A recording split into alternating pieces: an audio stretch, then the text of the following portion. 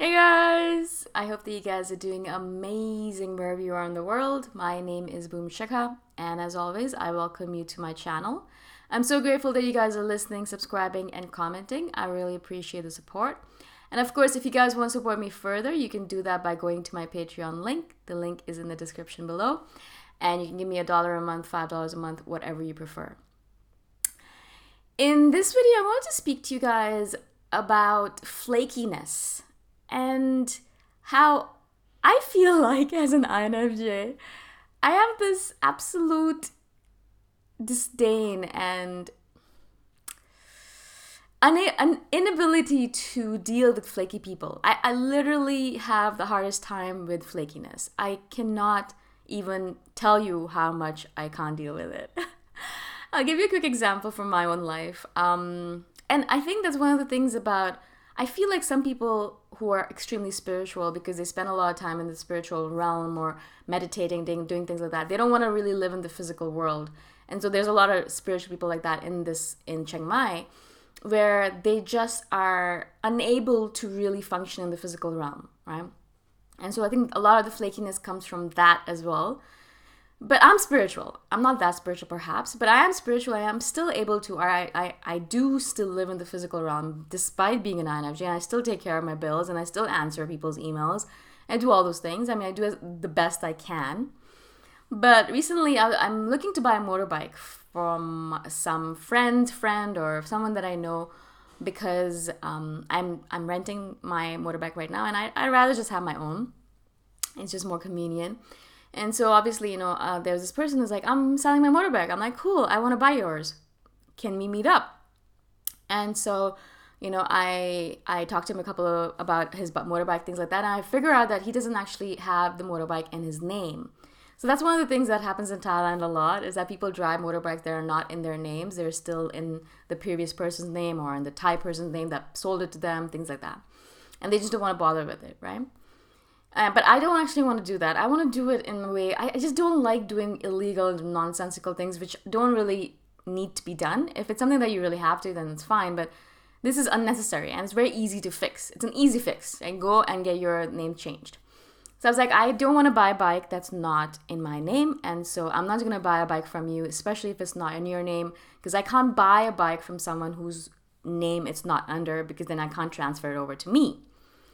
And so he's like, all right, cool, that's fine, I understand. Let's go to the transport office, let's go to the DMV, and let's talk to them and see what we can do about it. Let's see if we can transfer it directly from the person who owned it before me, or the one who owned before that, to you directly. Something like that. Something to do with logistics, okay?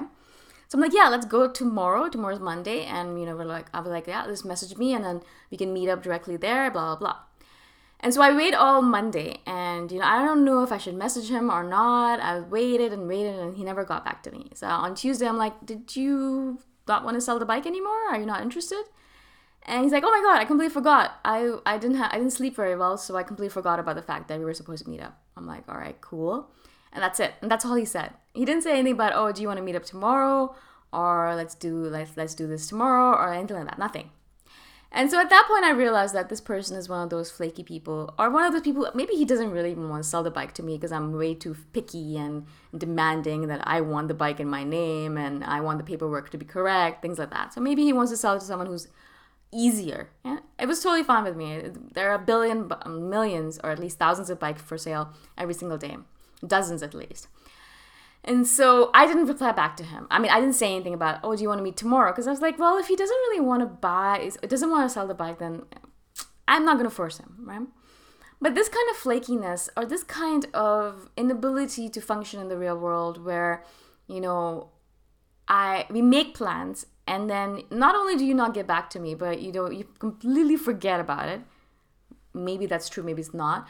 And then when I message you about it, you don't actually try to reorganize something or to tell me, okay, yeah, I'm sorry, can we meet up tomorrow, or something like that.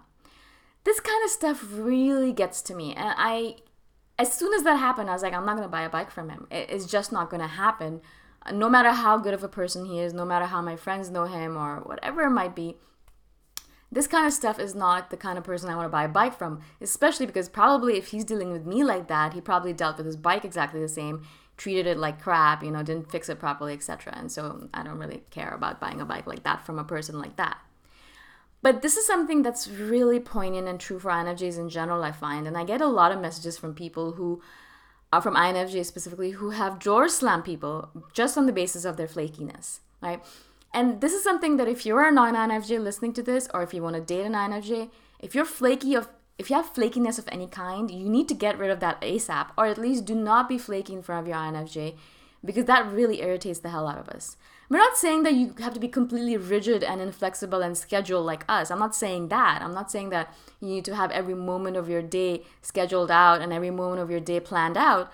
But I'm saying that if you promise to a person that you're going to meet with them someday, sometime in the future, that you show up. Or if you're not going to show up, then message the person and tell them that I'm sorry I can't make it, or I'm not interested anymore. Please, go look for someone else, or I'm sorry, can we reschedule? Something like that, right? And so that's, for me, I think it's like common courtesy. I think it's like common courtesy. It's common sense, but apparently not so in the real world. And that really irks me, because then I am trying to be courteous to people. I'm trying to get back to them on time. I'm trying to message them. I'm trying to meet up with people that I promised things to. And then they don't show up. And I think to myself, okay, so what was the point of all this? And what kind of a world are we living in where promises don't even matter anymore, right? And it's not like I'm promising something major. I'm not promising to marry you. I'm just telling you we're going to meet somewhere for dinner or lunch. A friend of mine, actually, she's an INFP, and she actually asked me about this a few weeks ago. And she said, I actually met up with this person for lunch one day, and it was really nice. She seemed really, really cool, and I wanted to meet up with her again. And so we set up a time again to meet the following week, and I waited for her at the place that we assigned. And I waited, she said. And I waited for 2 hours, and I never got a message from her saying that she was going to be late. And then I finally got a message saying, she was busy. She decided to go to the gym, and so she is late. And they were supposed to meet at 8 o'clock. And she said in the message that she decided to go to the gym at 8 o'clock. And I'm thinking to myself, that's not flakiness. That's just absolute common rudeness. She is, instead of putting this person in priority, saying that, okay, I promised this person I'm going to meet her at 8 o'clock, she decided instead to go to the gym at the exact same time. It would have been all right if she decided to go at 7:30 or 7 p.m. and by mistake she forgot that she was supposed to get there at 8. That would be all right. But this friend of mine waited for 2 hours for this person, who showed up eventually, but only because she decided to go to the gym at the exact same time that they planned to meet. And I was just standing there thinking to myself, what nonsense. And so my friend's like, was that bad? Should I have said something, or am I being too picky and things like that? I'm like, no, you're not being too picky. What kind of a world do we live in where we tell someone we're going to meet them, and then they tell us that they decide to go to the gym instead and to wait for him? And so my friend waited for her, and I told her that I would not have waited for that person. If they told me that they decided to go to the gym at 8, or they told me that they're going to be a couple of hours late, or if they were even half an hour late, 15 minutes late, I'd message them saying, I'm obviously you're not coming, or if you're coming, let me know. If you don't let me know within half an hour, I'm leaving. I would definitely not wait 2 hours. Now, of course, this person's like, oh, well, I had a book and, I was reading and all that stuff. It wasn't a waste of time. I'm like, no, it's not the point of the waste of time. It is, as I said, about common courtesy. And I really wish that people would understand the common adage of living in this world is you treat others the way you want to be treated. If you want other people to treat your time like shit, then treat other people's time like shit. But for me, as an INFJ, as I've said before a billion times before, time is a currency to me. Time is the most important, most precious currency to me. My time. It doesn't matter what I'm doing with it. It's my time. And so I'd rather spend it in my room reading manga or watching animes than wait for someone who obviously does not care about me or doesn't respect me enough to actually come on time, right? And this is just one example of many that I've been kind of encountering. And so as soon as that happens once or twice, usually just once, I won't set up any meetings with that person anymore again. I just won't talk to them anymore, mostly. If I do talk to them, it's fine, it's casual, but I will never set up a meeting with them, a face-to-face meeting with them again, because I don't trust that they're actually going to show up. Not only that, I'm not wasting my time with a person who wastes my precious currency of time.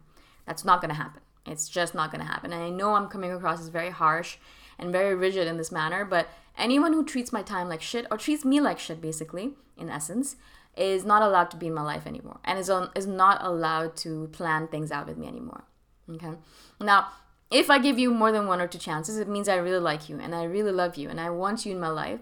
So that shows you that if you're, being flaky over and over again and I still hang out with you and you're still my friend, that means I really do care about our friendship. But I really have actually no one in my life right now like that. I used to have a lot of people like that in the past, but I cut them out completely because I cannot deal with that anymore. I have so much stuff to do with my time. I cannot be waiting around for people who are not interested in spending time with me. It's just not the way I want to spend my time on this planet.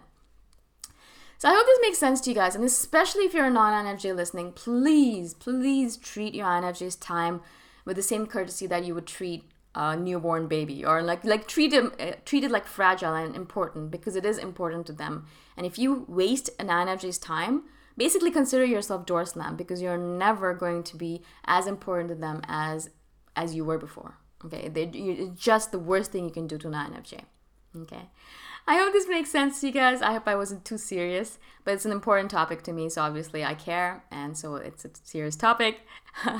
If you guys liked this video, or if you liked any other videos I've done, please do support me on Patreon. The link is in the description below, and I shall see you guys the next time around. Bye for now.